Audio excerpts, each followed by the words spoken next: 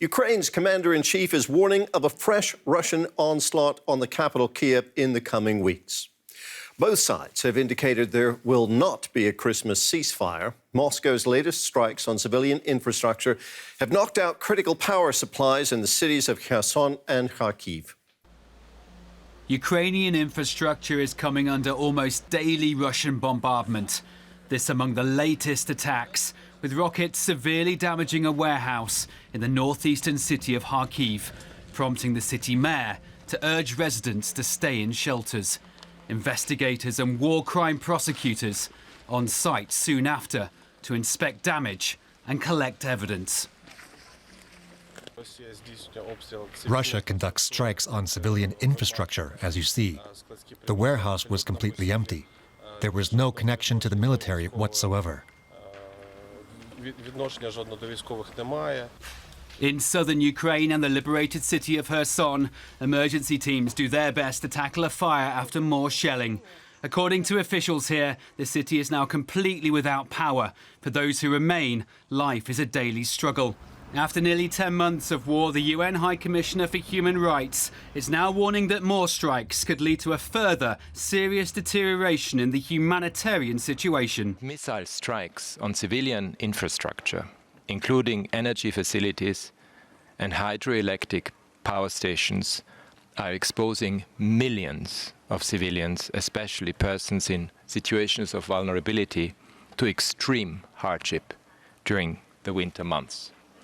Over 10 million consumers are facing cuts in electricity, and millions are cut off from a regular supply of water and heat.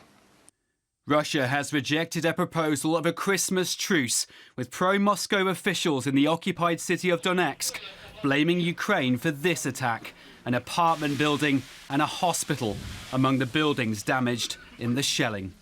A senior Ukrainian military general now says Russia is digging in for a long war in Ukraine and still wants to conquer the entire country. The Kremlin realizes that in the short term, it's impossible to achieve victory in the war. Thus, it's seeking to turn the conflict into a prolonged armed confrontation aimed at exhausting Ukraine and our partners. There are now concerns that any new Russian assault could come from neighbouring Belarus, whose armed forces continue to hold combat readiness drills close to its border with Ukraine. Our correspondent Nick Connolly is in Kyiv. He told us why Russia's claims that it's only hitting military targets in Ukraine just don't add up. Well, obviously they are still claiming that this is about basically depriving Ukraine's military of the power and the logistics to make their successes on the battlefield happen. Obviously that doesn't really cut a lot of ice when you're here on the ground and seeing the kind of targets that are being hit, but I think there's a level to which they've basically given up trying to create a kind of coherent narrative for people here in Ukraine, for people in the West. They basically know that that audience is lost to them, so this is all about the story to people back home in Russia who maybe want to believe what they're told, and to people in third countries who maybe don't have an ability to really fact-check those claims. And I think there's also just a conviction in Moscow that they are just so big and they are so important because of their nuclear status, their seat at the Security Council, that basically people will have to talk to them whatever they do, whatever the kind of war crimes potentially committed by their troops here in Ukraine. At the end of the day, outside powers, the US, Europe, will come and speak to them. So there's basically not much of a kind of perceived, impulsive, a kind of need to really stick to the ordinary rules of war. They can basically get away with it. That at least seems to be what they think. Well, joining us now for more on the military situation in Ukraine is Mike Martin. He's a War Studies Senior Fellow at King's College London. Good to have you with us, Mike.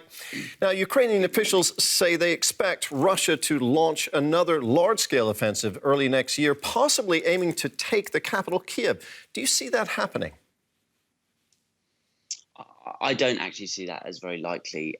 Firstly, I don't think the Russians have that intent. They've very clearly signalled that they're interested in the Donbass and the east of the country. I think their designs on Kyiv are over.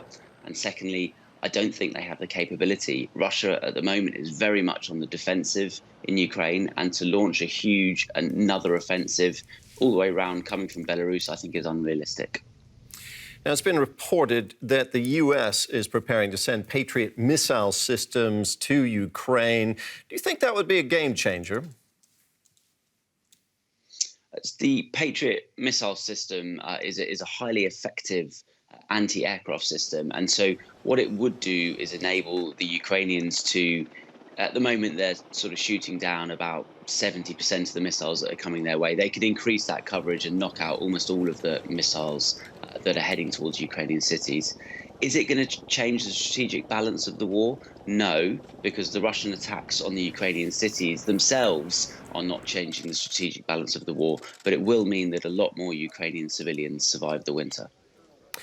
What about battle tanks, Mike? Ukraine is begging for battle tanks. Germany is under massive pressure to send them. Why is nobody sending battle tanks to Ukraine? It's a very good question. So Ukraine needs these tanks in order to go on the offensive at a large scale. They are somewhat complex and have quite long logistical tails. So it's not just a question of the tanks. You need the crews and the logistics and the fuel to run them.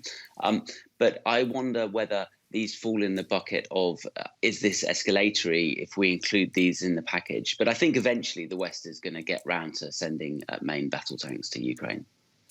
Russia says that sending Patriot missiles would be an escalation that would have consequences. What do you make of that? I think that we've heard this before from Russia. So when we were sending anti-tank missile systems, they said that was escalatory. Then when we sent longer-range artillery, the HIMARS that everyone's heard so much about, that was escalatory. Russia says that everything is escalatory.